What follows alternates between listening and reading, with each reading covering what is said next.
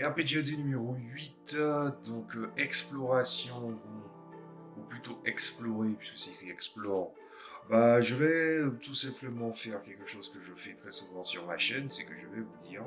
explorer d'autres jeux que ce que les gens veulent bien vous faire vendre. Voilà. Je vais dire, évidemment, on connaît les Donjons et Dragons, l'Appel de Cthulhu,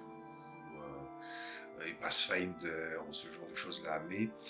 je veux dire, même mis à part qu'il y a, même financièrement, j'allais utiliser l'argument de financièrement peut-être que ça allait être euh, compliqué de pouvoir gérer d'autres choses, mais c'est vrai que quand on regarde le prix d'entrée de certains livres et de certaines grandes gammes,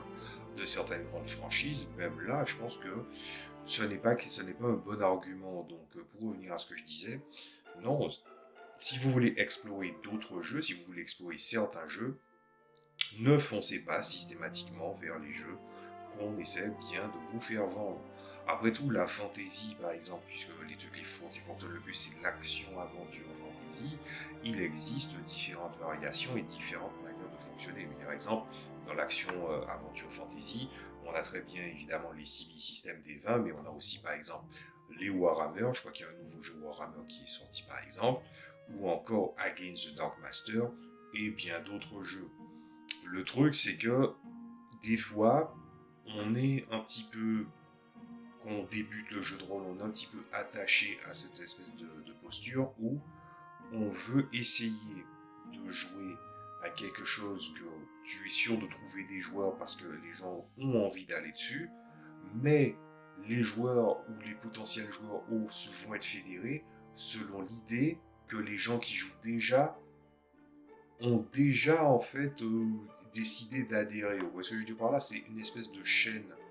un peu, j'ai failli dire chaîne de servitude, mais c'est une espèce de chaîne où en fait tu te dis, on veut jouer à du jeu de rôle, mais on se focalise un petit peu trop sur ce qu'on peut potentiellement jouer avec des joueurs, alors qu'en fait, en tant que nouveau joueur ou en tant que joueur, il y a très bien peut-être le type de jeu auquel vous n'avez pas encore, que vous n'avez pas encore découvert, et aussi qui est d'un registre autre que ce que veut en fait le grand public. Donc n'hésitez surtout pas à aller explorer d'autres jeux, que ce soit gratuitement ou non, hein, clin d'œil, mais surtout ne vous fermez pas à l'idée d'un seul jeu, même si ultimement après avoir fait le tour de certains jeux, vous aurez déjà une bien meilleure idée de ce que vous avez envie de jouer.